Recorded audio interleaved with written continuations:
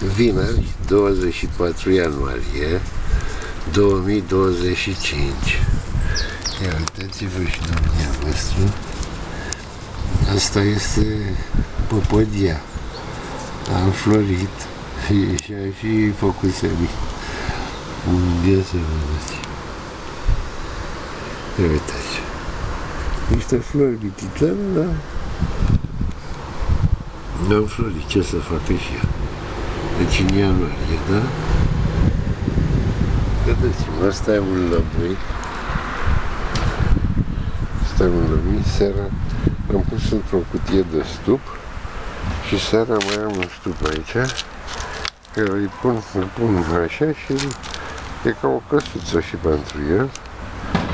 Și anul trecut l-am plecat, era baia de capul lui.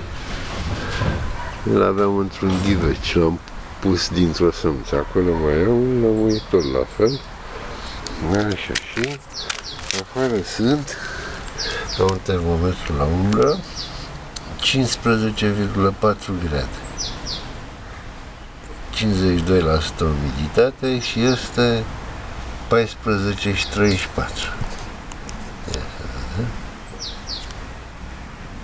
Ceasul este 14,34, 52, 15,3 grade Celsius. Așa.